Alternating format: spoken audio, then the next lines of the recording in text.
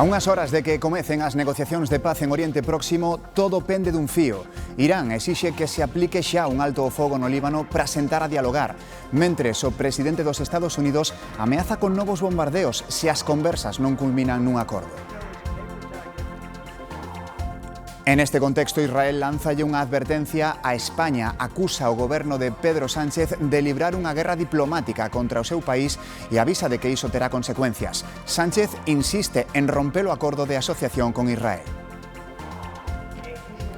O Parlamento galego dá luz verde ao plan da Xunta para a segunda metade da legislatura. Destacan medidas como a ampliación do bono coidado e a reforma da atención primaria. Os grupos chegaron a acordos en asuntos como a xestión dos fondos europeos ou o profesorado de educación especial. E hoxe, co gallo dos 50 anos do seu pasamento, lembraremos a Otero Pedrallo, o patriarca das nosas letras. Primeiro presidente da editorial Galaxia, membro destacado da xeración Nós e un dos construtores da cultura da modernidade galega. Boas noites. A menos de 24 horas para que arranquen as conversas de paz entre Irán e os Estados Unidos, todo está no aire. Irán di que non se sentará a negociar se non se inclúe o Líbano no alto o fogo, pero Israel segue atacando o país. Donald Trump ameaza con novos bombardeos se non prosperan as negociacións. A seguridade é máxima en Islamabad, a capital de Pakistán, ante a chegada inminente dos equipos negociadores. O vicepresidente dos Estados Unidos partiu a media tarde cara alí, con ánimo positivo, pero cunha advertencia. Se Irán quere negociar de boa fe, haberá acordo, pero que non intenten enganar os Estados Unidos, di. De momento, todo está no aire. O presidente do Parlamento iraniano advertiu que non se cumpren as condicións para iniciar a negociación. Exixe a liberación dos activos iranianos conxelados e incluir o Líbano no alto o fogo. E aí está o maior dos problemas. Israel non cesa os ataques contra o país. Este venres bombardeou de novo varias cidades sureñas, entre elas Nabatie, onde faleceron unha vintena de persoas, 13 membros das forzas de seguridade libanesas.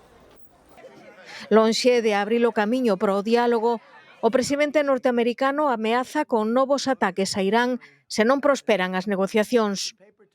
Na súa rede social, Donald Trump acusa o réxime dos ayatolás de non ter máis bazas co Estreito de Hormuz e engade: a única razón pola que hoxe están vivos é para negociar. Israel acaba de expulsar a España do Centro de Coordinación que supervisa a tregua en Gaza.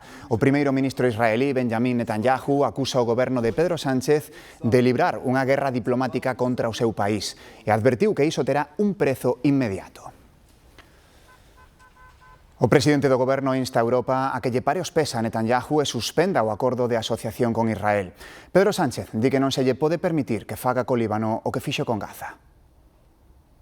No permitamos una nueva Gaza en el Líbano, porque ante violaciones flagrantes del derecho internacional humanitario, Europa tiene que actuar con coherencia, y también por empatía. Lo que tiene que hacer la Unión Europea es suspender su acuerdo de asociación con Israel. Pola súa parte, Alberto Núñez Feijóo condenou o que considera unha deriva belicista no mundo e reclamou contención.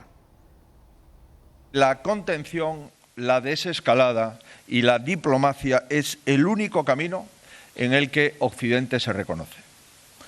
Todos los países, todos juntos, debemos empujar para que la mesura sustituya a la barbarie.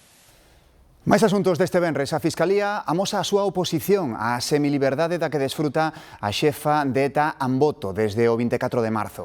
A Audiencia Nacional considera que se trata dunha terrorista de extrema notoriedade e especial gravidade, polo que din a medida penitenciaria aplicada polo goberno vasco non pode funcionar como un terceiro grao anticipado. Actualmente pode saír á rúa de luns a venres durante o día. E a Fiscalía pide ao Constitucional que anule a condena ao exfiscal xeral do Estado. O Ministerio Público entende que se vulneraron dereitos fundamentais de Álvaro García Ortiz, que foi condenado a 2 anos de inhabilitación por revelación de segredos ou filtrar un correo do abogado da parella da presidenta da Comunidade de Madrid. Na precampaña das eleccións andaluzas, o líder de Vox, Santiago Abascal, chamou a Juanma Moreno, o presidente da Junta, Juanma Moruno. O Partido Popular asegura que non caerán na provocación. O líder de Vox arrancou a precampaña en Andalucía co candidato do PP no punto de mira dos seus ataques. Tenemos al señor Juanma Moruno promocionando la invasión. Así se refería Santiago Abascal, o presidente da Junta, e por se alguén cría que tivera un lapso, el mesmo despexaba a dúbida. Juanma Moruno reivindicando a Blas Infante. Juanma Moruno viendo pasar el tiempo como la puerta de Alcalá. Pero a pesar da súa insistencia, do PP só obtivo a calada por resposta. Mire, nosotros no vamos a entrar en ningún tipo de provocación ni distracción.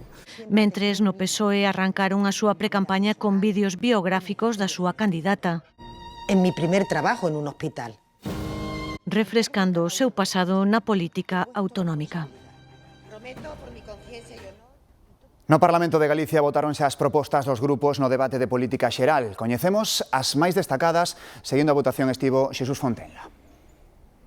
Ola, que tal? Pois foron aprobadas as propostas relacionadas precisamente cos anuncios que fixo o presidente da Xunta o primeiro día do debate. Máis facilidades para acceder a unha vivenda pública, extensión do bono coidado ou esa próxima reforma da atención primaria. Con Democracia Ourensá chegaron a 9 acordos que teñen que ver coa mellora dos servizos públicos nos pequenos concellos do interior de Galicia. Cos socialistas destaca o acordo para aumentar o profesorado de apoio para alumnos con necesidades especiais. Co BNG tan só houbo unha coincidencia. Ambos grupos aprobaron pedirlle ao Goberno Central que a Xunta tome parte na xestión dos fondos europeos asignados a Galicia. A matemática Rosa Crujeira xa é oficialmente a primeira reitora dunha universidade en Galicia, a de Santiago de Compostela. Asegura que asume o cargo como unha responsabilidade histórica. Tras 500 anos de historia, unha muller toma o mando da Universidade de Santiago. Rosa Crujeiras reivindica o espazo e a voz da institución na sociedade e o espazo e a voz das mulleres. Para min esta é tamén unha responsabilidade histórica. Son herdeira, como a todas, doutras que abriron camiño antes ca nós. Alfonso Rueda brindalle a colaboración da Xunta para construir xuntos unha universidade pública forte, moderna e útil para o progreso de Galicia. E destaca que sexa a primeira muller en presidila. Estás empezando a facer historia nunha institución que ten máis de 5 séculos de historia. Iso é unha enorme responsabilidade e eu os quería decir neste solemne acto públicamente que agardo que a podamos facer xuntos. Moitísimas gracias. Rosa Crujeiras comprométese a traballar os próximos 6 anos para que a Universidade Santiaguesa sexa a institución pública e galega de máxima excelencia académica, decididamente feminista e inclusiva, e que manteña o seu firme compromiso co país ao que pertence e ao que serve. Dixen. A multinacional Indra, especializada nas tecnoloxías de defensa, atópase en plena expansión. Queren contratar este ano 170 novos empregados con perfil tecnolóxico en Galicia. Trabajando conjuntamente de la mano con las universidades en la región, los centros de formación profesional y las autoridades de empleo, bueno, pues en áreas muy punteras tecnológicamente como son la ciberdefensa, la radiofrecuencia. O aeroporto de Santiago contará cunha nova conexión con Alemaña, concretamente a través da aerolínea Lufthansa. Operará a ruta Santiago-Frankfurt a partir de maio. Antes vai haber un parón de máis dun mes co peche do aeródromo dende o 23 de abril ata o 27 de maio para facer obras na pista. Un home morreu ao caer ao río en Dumbría. Aconteceu preto do encoro de Ponte Olveira. O home duns 70 anos fora pescar. Como tardaba en volver, a súa muller achegouse ao lugar e foi quen atopou o corpo. Tras chamar ao 112, desprazáronse ao lugar bombeiros de CEE, membros de Protección Civil de Dumbría, a Garda Civil e un equipo de urxencias sanitarias, pero só puderon confirmar o seu falecemento. Unha persoa morreu e 27 quedaron feridas no accidente dun autobús turístico na illa canaria da Gomera. O vehículo precipitouse por un terraplén de 10 metros. As primeiras hipóteses apuntan a un fallo mecánico. Os pasaxeiros eran todos británicos. O accidente aconteceu pouco despois da 1 da tarde. Un autobús privado con 27 turistas británicos, 3 deles menores, saiu da estrada nunha curva a poucos kilómetros de San Sebastián da Gomera, a capital da illa. O vehículo caeu por un terraplén duns 10 metros. Un dos pasaxeiros de entre 75 e 80 anos morreu no acto. Todos os demais sufriron algún tipo de feridas polas que foron atendidos no Hospital Insular Nosa Señora de Guadalupe. 3 están graves e a 2 houbo que trasladalos a Tenerife. Dentro de lo que se pensaba la gravedad, pues bueno, la situación ahora mismo, hasta que tengamos esas pruebas que se le están haciendo a cada uno de ellos, pues de bastante calma. As primeiras pistas apuntan a un fallo mecánico. La hipótesis que se baraja es un fallo de los frenos. Entonces el conductor, al parecer, por lo que tengo informado, intentó luchar para evitar la despedida hasta que al final salió por la ladera para abajo y afortunadamente que se paró a poco de salir despedido, porque si no hubiera podido ser muchísimo más grave. Os turistas acababan de pasar uns días nun complexo turístico en Praia de Santiago, no sur da illa, e ían coller o barco para facer unha excursión. Hai pouco menos dun ano, unha muller morreu noutro accidente de autobús a 2 kilómetros deste punto. Os dous accidentes mortais de tractor das últimas horas en Galicia agravan o balance tráxico deste ano.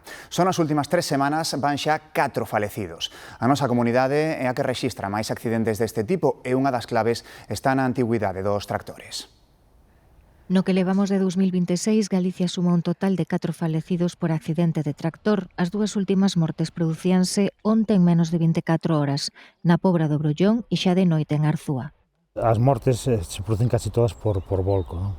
Por emborco, pero hai outro tipo de accidentes asociados por atrapamentos ca toma de forza sobre todo, ou atrapamentos cando estamos enganchando e desenganchando os apeiros. Galicia conta cun parque móvil de tractores moi embellecido, 260.000 vehículos que hai na nosa comunidade, máis do 50% superan os 40 anos.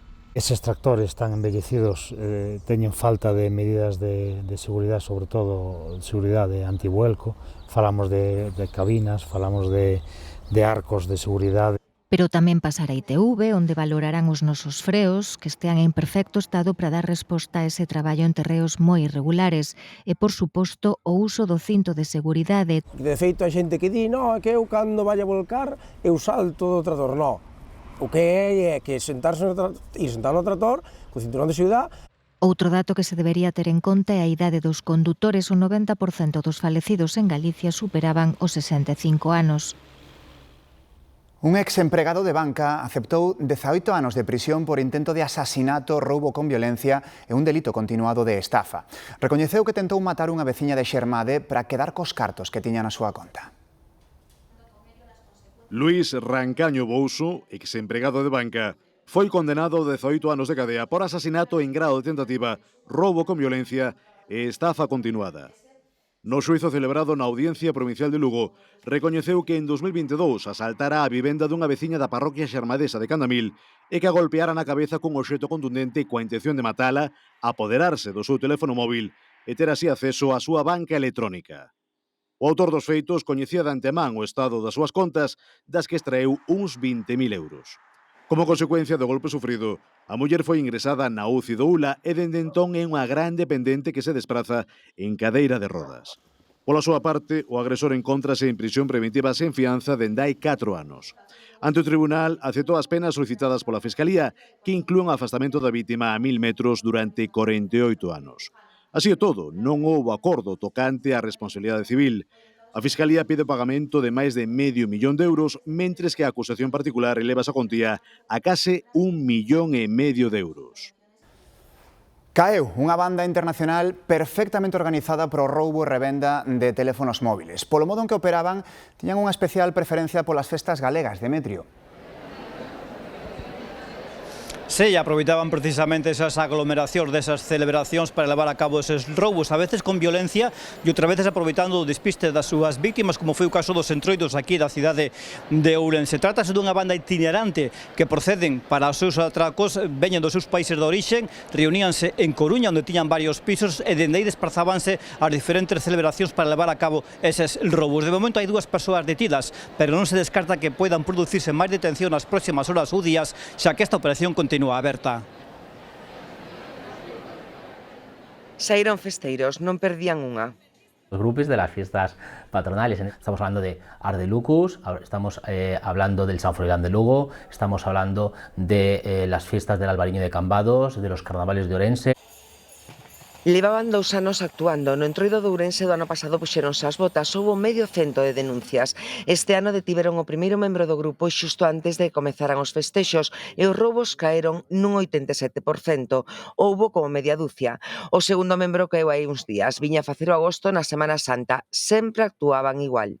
Lo llevaban ese dispositivo al vehículo, lo dejaban en el maletero, desactivaban y luego volvían a hacer su actividad criminal. Esos teléfonos los traían para sus pisos francos aquí en Coruña y lo que hacían eran intentar desbloquear esos teléfonos. O obxectivo móviles de Apple e as víctimas dun perfil definido. El 97% de las víctimas son mujeres. Unha vez desbloqueados os móviles facían o camiño de regreso, outra vez para Marrocos e Alxeria para vendelos e investiganse para algo máis. Tiene valor, por supuesto, la venta de esos terminales, pero también de la información que se está obteniendo personal de esos terminales. Precisamente dende hoxe aumentan as penas por roubar teléfonos móviles que poden ir ata os 3 anos de cárcere. Calcúlase que este grupo roubou nestes 2 anos máis de 200, cun valor que supera os 200.000 euros. O volcán Kilauea en Hawái, un dos máis activos do mundo, volveu entrar en erupción nas últimas horas. Os chorros de lava alcanzaron 200 metros de altura e forman como ben espectaculares ríos baixando pola ladeira do volcán que levaba 2 anos sen actividade. A erupción non puxo en perigo as comunidades próximas, pero sí que se activou o código vermello para a aviación na zona polo risco que representa esa cinza volcánica en suspensión. Calquera época do ano é boa para botarse ao monte a camiñar, mais a primavera pode ser un incentivo a maiores. Sendeirismo, trekking ou montañismo, cada modalidade require da súa técnica, pero para iniciarse convén ter en conta uns conceptos básicos. Mais aló de levar calzado e roupa axeitada, ao sairmos camiñar polo monte non hai que esquecer a mochila cos imprescindibles, auga, petiscos ou cura para feridas. Para rutas de un día podemos llevar mochilas un poco más pequeñas, de unos 25 a 35 litros. Luego muchas vienen con la espalda también reforzada y ventilada, que ayuda. Y luego a la hora de ajustarlas. Realmente todo el peso tiene que recaer en la parte de la cadera, que es la que va a sujetar un poco más el peso. Tamén recomendan o uso de bastóns que logran reducir ata nun 30% o peso corporal que recae sobre as pernas. Nos tiene que quedar el codo a unos 90 grados a la hora para caminar en recto, digamos, y después el peso tiene que recaer directamente en la muñeca. Para evitar sobresaltos, é vital planificar a ruta sen perder de vista a predición meteorolóxica. Creo que es una actividad física que puede ser y abarca a cualquier público, entonces que la gente que no tenga miedo a echarse a andar, a caminar. Na Coruña, a agrupación de montañeiros independentes xa está a preparar para maio unha andaina de varios días a picos de Europa. 13 proxectos galegos competirán nos Premios Arquitectura 2026 que organiza o Consello Superior de Colexios de Arquitectos de España. Entre eles, a rehabilitación dunha das casas máis estreitas da zona histórica de Santiago. Patricia. Sí, o proxecto coñecido como 2,5 metros é un dos 13 galegos que optan a eses premios, os mellores proxectos arquitectónicos de España. O estudo compostelán dos arquitectos Álvaro Marín e Alfonso Castro aceptaron o desafío de intervir sobre este edificio que é un dos máis estreitos do casco histórico de Santiago, entre 1,90 m e 2,5 metros mide. A vivenda distribúese verticalmente e no interior articúlase alrededor do percorrido da escaleira. O proxecto de renovación deste edificio apostou por conservar e darlle valor a elementos como balcóns, carpinterías, chemineas ou gárgolas e facelos convivir cunha lenguaxe arquitectónica contemporánea. Mateo é un estudante de Boiro que desde neno ten unha paixón, o toque das campás. Fai un ano chegou a Coruña para estudar na universidade e agora fai repenicar as campás das igrexas da cidade.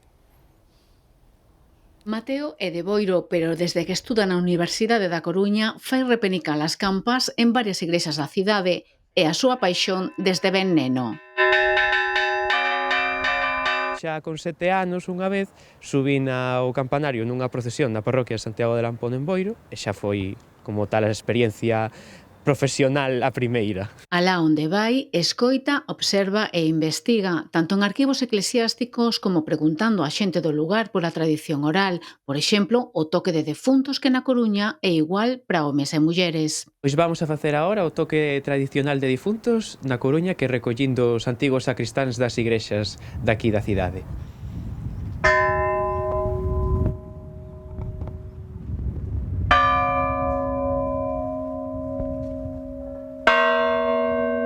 O toque manual de Campás é Patrimonio Cultural Inmaterial da Humanidade pola UNESCO. Como membro da Asociación Cultural de Campaneiros de Galicia, Mateo di que preocupa a falta de remuda. O único que falta é o relevo xeneracional. É como todo, por moito que protexas unha cousa, se despois non hai xente que o queira continuar, non se vai a seguir. Despídese de nós co repenique que anuncia as festas na Coruña.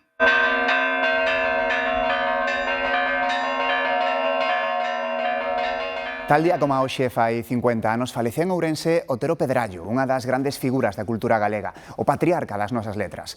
Aínda que comezou a escribir cando tiña case 40 anos, a súa obra é inabarcable e quedan libros del por publicar. O patriarca das letras galegas morreu hai 50 anos na mesma casa de Ourense onde naceu. E como sempre un fun tan fino, hasta non quixen molestar en el fin nun sofá, que ainda se conserva. Pero a súa residencia habitual foi o Pazo de Trasalba, un dos grandes espazos simbólicos da cultura galega, con esta galería que deseñou Castelao e que acolleu incontables conversas de galeguistas. Este Ourense que foi xentil con todos, que tivo sempre as maus e o corazón aberto a todos os forasteiros e que só é intransigente cunha cousa, coa pedantería. Primeiro presidente da Editorial Galaxia, membro destacado da xeración Nos, foi un dos construtores da cultura galega da modernidade. Xeógrafo apaixonado, don Ramón reservou no seu pazo un lugar preferente pro mapa de Domingo Fontán, para a nosa terra. Feita pola man de Deus nos grandes horizontes das montañas galegas. Político, ensaísta, mestre, poeta e novelista, resumía as súas memorias cunha palabra: a melancolía da vida. Pero, segundo Otero Pedrallo, sempre queda a esperanza. Noite de venres, tempo para coñecer as novidades que traen os compañeiros do lugar. Hoxe creo que cunha auténtica bomba. Hola Aitana, hola Galloso. Hola, aí está Aitana dentro, querido Pablo, moi boas noches. Efectivamente, chegando os últimos artistas. Bueno, primeiro, aquí en África. No pude aparcar aquí. Que non se pode deixar o coche aí, ¿eh? ¿Cómo que no se puede? En Dona Dana me dejaban aparcarlo en cualquier sitio. Aquí no hay, pero aquí no hay guardia. lugar, esto está lleno. Aquí ponen multas, ¿eh? No te preocupes, tú quédate aquí, cualquier cosa me avisa, yo salgo rápido, ¿puede ser o no? Pero no te preocupes, que nadie me me va a decir nada. No, nadie me va a decir nada. Pablo, aquí preparados, de aquella manera, pero preparados para empezar o lugar. Veña, todo listo.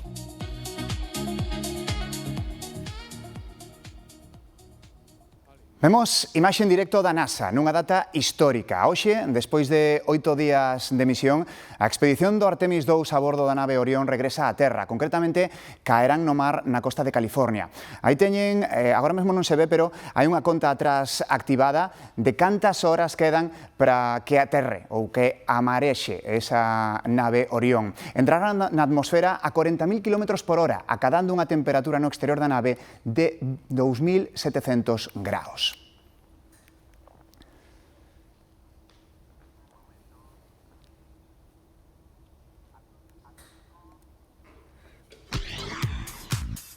Aí estaban, esperando esa chegada da nave. Será o momento máis delicado dunha misión que prepara a volta do home á Lúa despois de medio século e que deixa imaxes fermosísimas e inéditas. Convidámolos a experimentar unha especie de inmersión. Queremos que vexan esas imaxes como as viron os 4 astronautas desde o interior da nave, a través desa ventá. A primeira delas, a Terra, xa ven, o noso planeta acompañado da Lúa. A cara oculta tamén do noso satélite vista por primeira vez. A eclipse total de Sol, aí a teñen. A Lúa bloqueando completamente o astro rei. Imaxes para a posteridade, que pasen unha feliz fin de semana. Ata o luns.